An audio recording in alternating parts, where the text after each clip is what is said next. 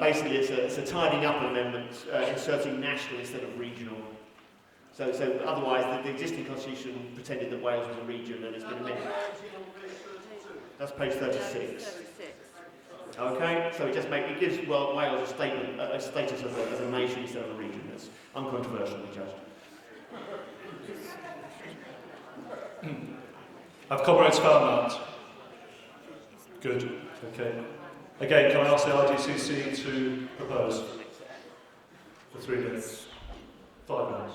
5 minutes. Okay. Now this is very complicated, but I've got 5 minutes, so I'm really going to have to rush. First of all, very briefly to explain why the Constitution was written in the way it was. It was written to try and avoid unhealthy concentrations of power, and obviously the key to this is the composition and powers of the leadership body. So what we're now discussing is an absolutely crucial issue, and we would urge everyone to think really, really carefully about all of these ones, because they will have knock-on effects. All the amendments will, though some will have less knock-on effects than others. Okay, so just very briefly, now the leadership structure proposed is a collective leadership structure which is based on a very representative National Council. And the National Council will be large enough with a total of 51 members, now 52, because we've just voted for women's representative. So it's there to represent the organisation, but it's also going to act as the strategic leadership body in between national conferences. So the National Council will not just be a talking shop or a rubber stamping body, but will just rubber stamp decisions taken by an executive elsewhere. On the subject of the executive, we have, basically, we understand, and I think the Commission was clear about this, the members of it were clear, that we need an efficient business executive. The one that's proposed at 20 members is the right size and composition to lead on a day-to-day basis. It's going to be comprised of individual post holders elected by the whole membership to do very specific jobs. But the key thing, conference, is that the majority of the executive will be regional and sectional representatives of the National Council. So we've hardwired accountability into this system, and that's the point. It's about balance and balance of power, and that's what basically the feeling was on the Commission. So please think carefully, because all the different amendments are going to affect that balance if we vote for them. Now, first of all, let's turn to the West London and Crouch End proposals. These are proposing either 10 or 15, depending which one, nationally elected members of the National Council Executive. Now, this will have two potential implications. It will increase the size of it. The bigger the National Council, the less likely it will be to act as an effective strategic leadership body. And there's also another issue, could be that it could undermine accountability to the branches and the regions, which is what the National Council is, fundamentally accountable to. Last point, it's not obvious what exactly these 10 or 15 people will be doing, why they are added on. Right, so on those grounds, we would ask you to consider this, because it doesn't really fit with the existing balance. Now, we looked at the implications of the Lambeth Amendment, and this is potentially, of all of them, the most serious. So please think about this.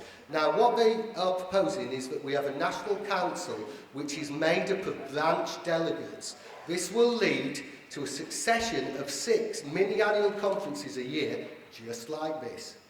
Okay? Now, I don't know if that's what people want, but basically, obviously we'll have the annual conference as well. Okay, now, this is potentially important because if we're having these kind of mini-national conferences, meetings of the National Council, it's expensive, it's going to be time-consuming for members, and many people who contribute to Commission felt there was a danger with this kind of model of a kind of permanent conference culture that favours hyperactivism, really. So, and also, with over 100 members at least, the National Council, the danger is that it could be less inclusive. and it certainly wouldn't be able to function as a day-to-day strategic leadership. So that will inevitably push that role onto the executive. Now, a similar concern, though less of a concern, would apply to the Crouch End model of the National Council, which would have about 70 members, okay, but it will meet less frequently. So 30 seconds.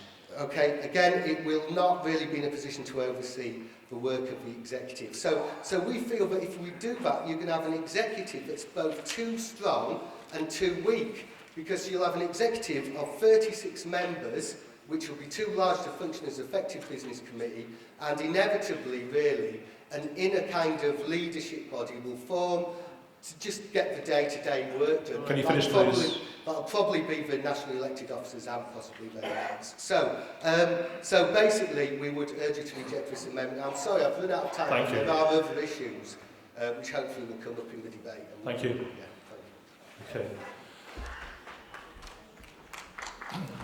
Right, conference, bear with me. We're going on to the amendments.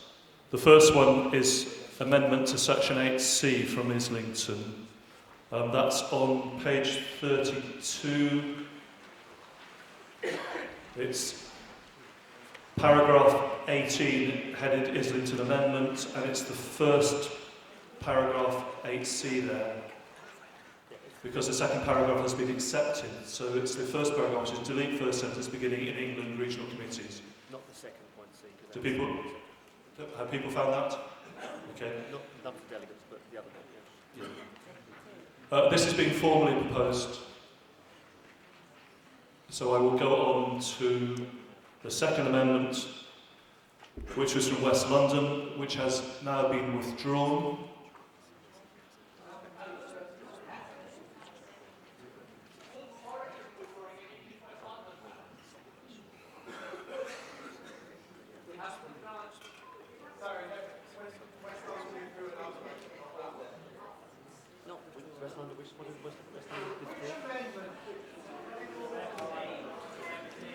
West London has withdrawn Amendment 24, so Amendment 24 related to 10 nationally elected non-political. We've been told that West London has withdrawn Amendment 20, paragraph 24 on page 36, on an amendment of section 12. I'll go and check Tom. Tom's going to verify that. I will move on in the meantime to the Crouch End amendments now. This is an amendment to section 12. It's on page 36, paragraph 27.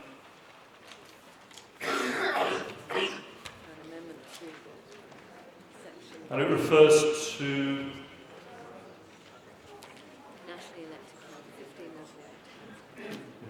12A3.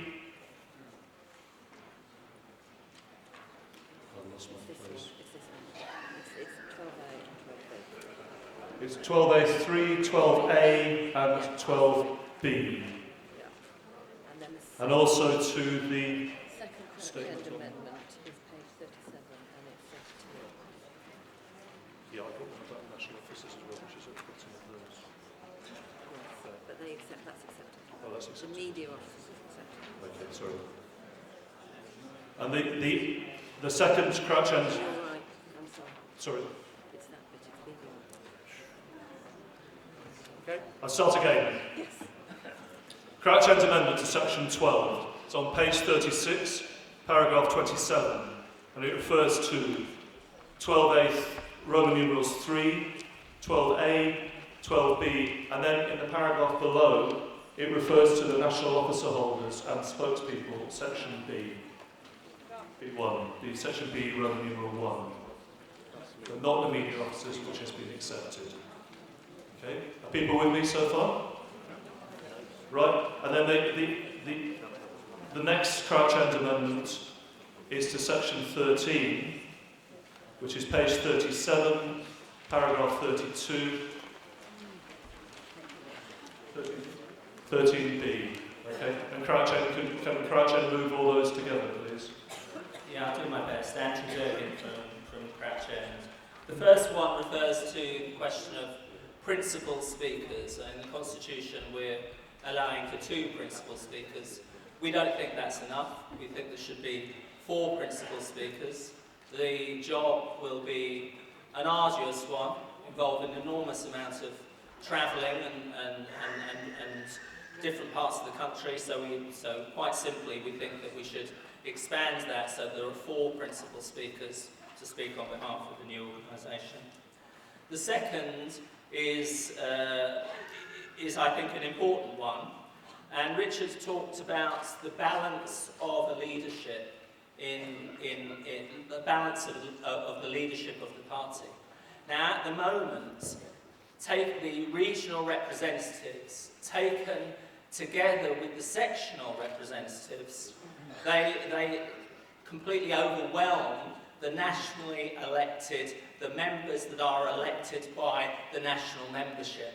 Very few, the principal office holders and speakers will be elected by the national membership, but everybody else will be elected either by a section or through the regions. And so the question becomes, where do the national membership, where is the voice of the national membership? And I think it's very important to add 15 people who would be elected by the national membership as a whole, and not just in their regions. We've got to get the balance right between regional and national membership.